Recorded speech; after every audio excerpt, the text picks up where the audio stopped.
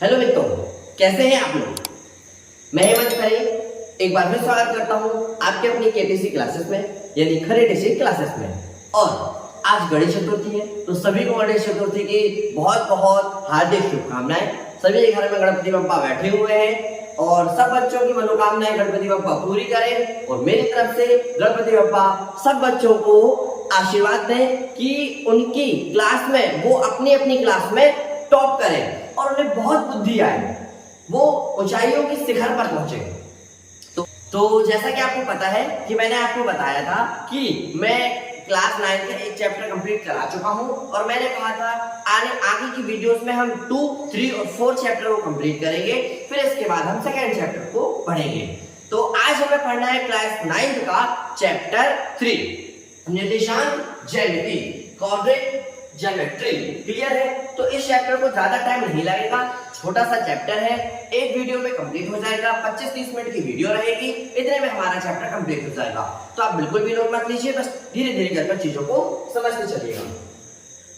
चलिए, पहला क्वेश्चन आपकी स्क्रीन के सामने ये रहा कि एक अन्य व्यक्ति को आप अपने अध्ययन मेज पर रखे टेबल लैंप की स्थिति किस तरह बताएंगे। How would you explain the position of the table lamp on your study table to another person. किसी एक अदर पर्सन को, अब मान लीजिए कोई एक टेबल है, लेट्स सपोज हम मान लेते हैं कि ये एक टेबल है, इस टेबल पर हम मान लेते हैं कि हमारे टेबल पर कोई एक लैंप रखा हुआ है।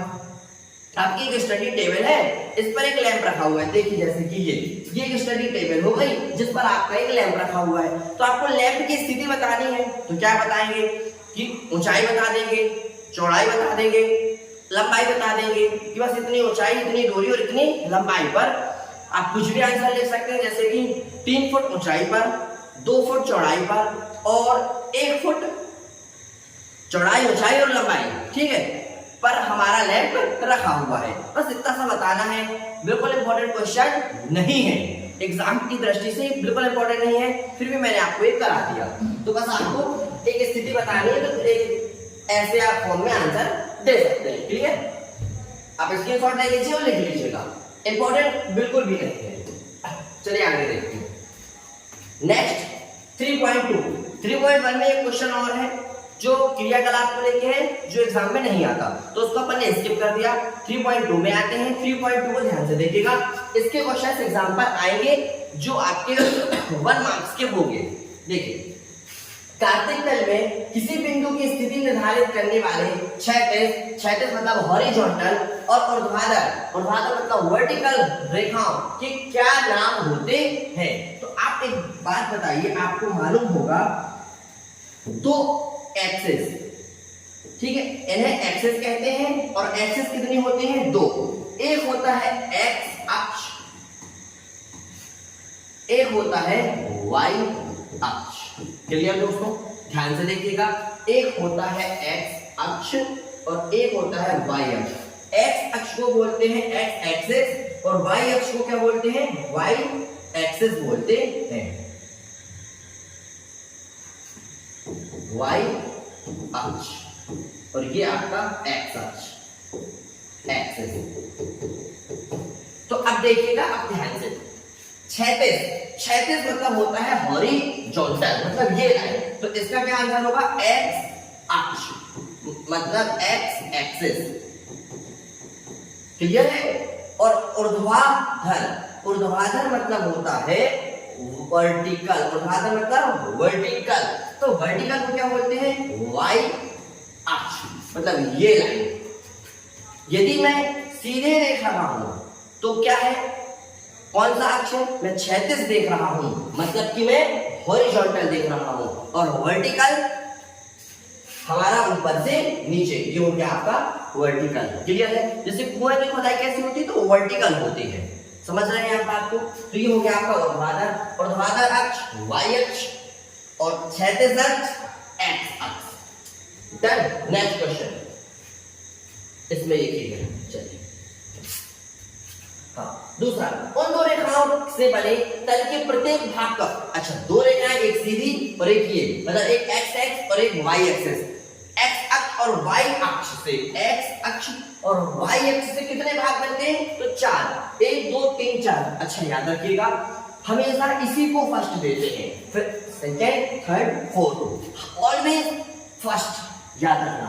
तो पहला चतुर्थांश, दूसरा चतुर्थांश, बनने वाले प्रत्येक भाग को अक्ष कहते हैं। क्या कहते हैं? सॉरी, बनने वाले प्रत्येक भाग को चतुर्थांश कहते हैं। क्या कहते हैं? चतुर्थांश। इंग्लिश में बोलते हैं क्वाड्रेट। तो first quadrant, second, third, fourth quadrant. पहला चतुर्थांश, दूसरा चतुर्थांश, तीसरा चतुर्थांश और चौथा चतुर्थांश। First quadrant, second quadrant, third quadrant और फोर्थ क्वाड्रेट। याद रखिएगा, हमेशा ऑलवेज फर्स्ट ये होता है। क्लियर? चलिए इसके साथ में लीजिए अगला, अच्छा इसी में अगला क्वेश्चन है।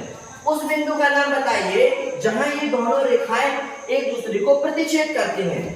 तो ये दोनों रेखाएं इस बिंदु को प्रतिच्छेद करती हैं। ये कहलाती है। तो ये अक्षर, ये है वो बिंदु और इसको बोलते हैं मूल बिंदु, ओरिजिन पॉइंट। और क्वेश्चन यदि बन जाए कि मूल बिंदु के निर्देशांक क्या होते हैं, तो याद रखना मूल बिंदु के निर्देशांक ओरिजिन पॉइंट के निर्देशांक 0 0 होते हैं। क्लियर है? चलिए नेक्स्ट क्वेश्चन को चलते हैं। नेक्स्ट क्वेश्चन और आखिरी क्वेश्चन।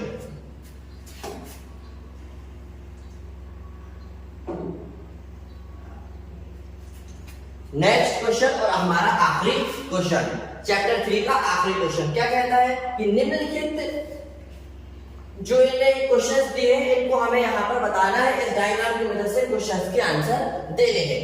कहता है बी के निर्देशांक, कोऑर्डिनेट ऑफ बी। तो बताइए बी के निर्देशांक क्या है?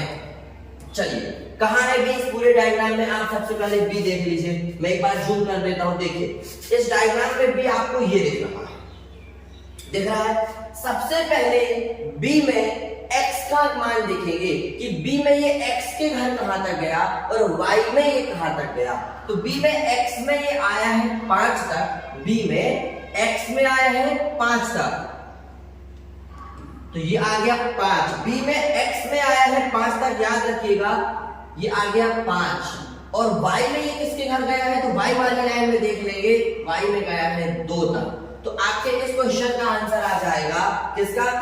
कि B के निर्देशांक हो जाएंगे आपके, B के निर्देशांक हो जाएंगे 5 और 2।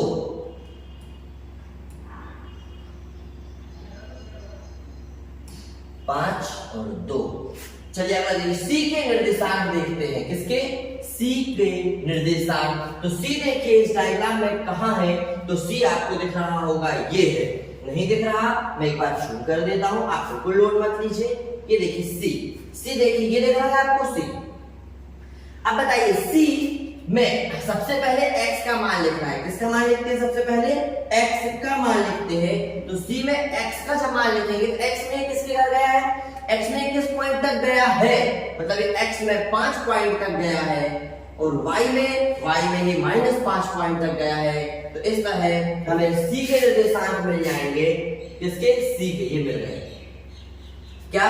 5 और -5, 5 और -5। अगला देखिए -3 और -5 के द्वारा कौन सा बिंदु रिप्रेजेंट किया जा रहा है?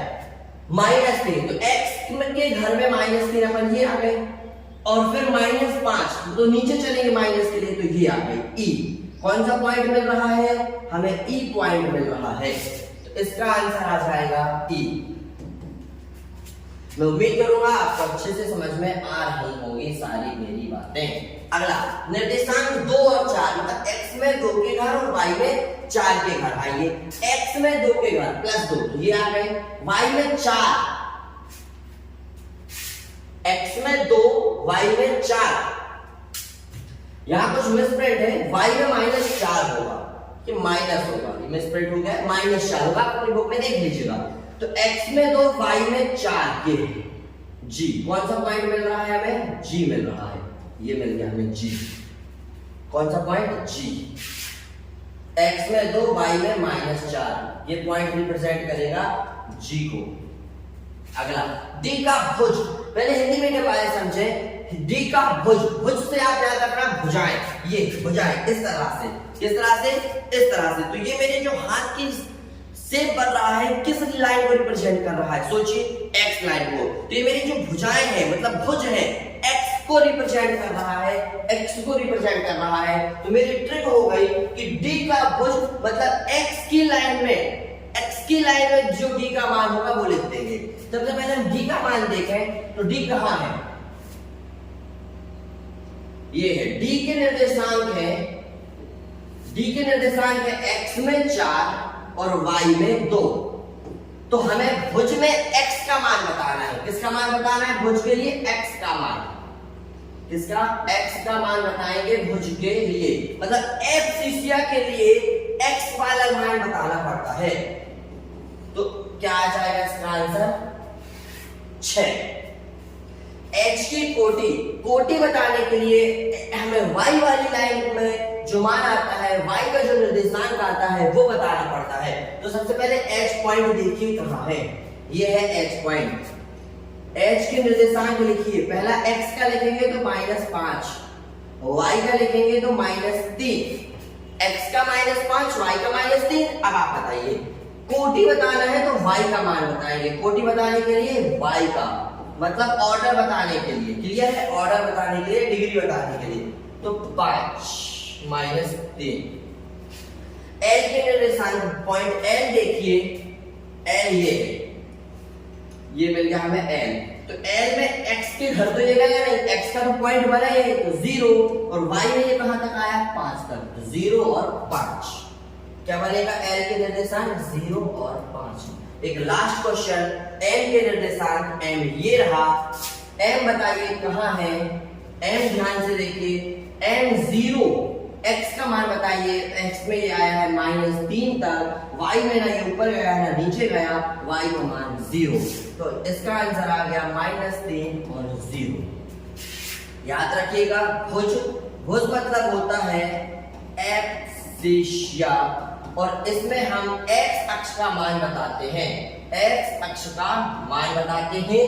और अगला आपका होगा कोटि, और कोटि मतलब डिग्री या ऑर्डर। इसको बताने के लिए हम y अक्ष मतलब y एक्सिस की वैल्यू को बताते हैं। तो ऑर्डर और कोटि में बिल्कुल कंफ्यूज मत होइएगा, भुज में और कोटि में बिल्कुल कंफ्यूज मत होइएगा। इस तरह से ये सारी चीजें आपकी क्लियर हो गई होगी। b के निर्देशांक b देख के हमें सबसे पहले x की वैल्यू बतानी होती है। सबसे पहले x की, फिर उसके बाद हमें y की।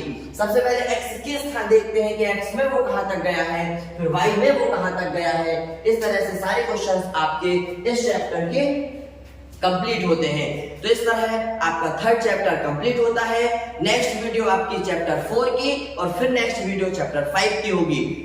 यदि आपको चीजें पसंद आ रही हैं तो वीडियो को अभी लाइक कीजिए, चैनल को सब्सक्राइब कीजिए, अपने फ्रेंडों के साथ शेयर कीजिए। और यदि आपने मेरे फर्स्ट चैप्टर की वीडियोस नहीं देखी हैं तो प्लेलिस्ट में जाइए, क्लास 9 का फर्स्ट चैप्टर बहुत अच्छे से आपको पढ़ाया गया है, तो सारी वीडियोस को आप देख लीजिए। यदि आप 9th के स्टूडेंट हैं या 10th 12th के स्टूडेंट हैं तो याद रखिए, मैंने हिंदी ग्रामर का भी सेशन स्टार्ट किया है। हिंदी ग्रामर के क्वेश्चंस को मैंने बहुत अच्छी प्यारी प्यारी ट्रिक बनाकर याद कराना स्टार्ट किया है। तो आप अभी हिंदी ग्रामर की मेरी इस वीडियो को देखिए, जो आपको प्लेलिस्ट हिंदी ग्रामर में मिल जाएगी, और उस वीडियो की ट्रिक्स को आप लिखिए और अपने फ्रेंडों के साथ शेयर कीजिए। मिलते हैं नेक्स्ट वीडियो में। राधे राधे।